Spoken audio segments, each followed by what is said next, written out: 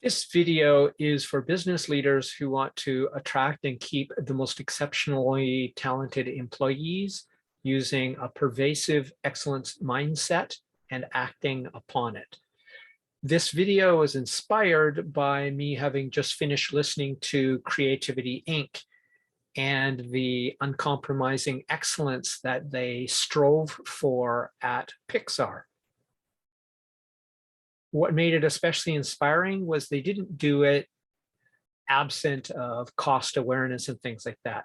They optimized excellence of product against employee well-being and continuous improvement. So all of these things sort of put together can be thought of different facets of excellence mindset, which is what made it so pervasive. That is, it wasn't only excellence in product, it was excellence in the well-being of the employees, excellence in being appropriate and cost effective, and so on.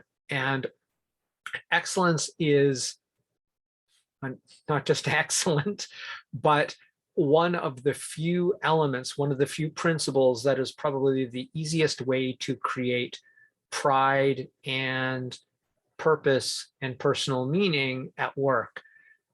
And the reason is because everybody likes to feel like what they're doing matters and that they're doing it well. I believe it's an entirely universal drive. I don't know anybody who says, you know what, today I did a poor job and I feel good about that, or maybe they don't care. But I can't imagine anybody saying, I did an excellent job today, or I strove for an excellent job today and I feel bad about it. So probably the thing that makes this the most powerful of all is all that needs to be done. The question that can be asked is it excellent? And this is such a simple, obvious question, but because it can be asked at every level by every employee at any time about anything, it can be used as a universal tool to apply to anything. So if the answer is no, the next question kind of asks itself, which is, how can we make this excellent, or how can we make it excellent? When people continuously strive to make things excellent, it goes to what I've talked about, Daniel Pink's book, Drive, and two of those three drives that he talked about, which is mastery, that is continuously having an opportunity to get better at what you do, and purpose, which is, well, purpose beyond the paycheck, purpose beyond the contribution you make directly in terms of your work product. So the next one is the four. So we did Daniel Pink's from Drive. Those were his two of his three main drivers. And the other one is all four from the Heath brothers book that I've been talking about a lot lately, which is The Power of Moments. That's elevation, pride, insight, and connection. Now, the way that these are hit is elevation is essentially an elevated emotional or sensory state. Excellence is one of the few targets because it moves as you get better. The target for what excellence is moves up with your ability to produce excellence. So it's one of the few things that never really becomes mundane, boring, or, oh yeah, we've already done that, so what? And it also links in with the mastery I was just talking about.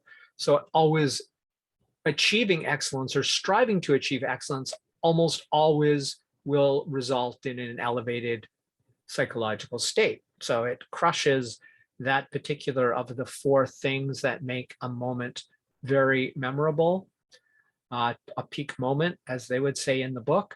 The next is pride, and pride is universal. Essentially, anytime somebody strives for excellence, and if you have evidence otherwise, scientific evidence, I would love to see it because I'm not aware of any. The next one of that epic formula is insight. Now, insight isn't going to be a guarantee for striving or using an excellence mindset in everything you do, but it is likely when you're continuously trying to do something better. It was like, okay, how can we do this better? Insight. We did this and it worked especially well. Insight.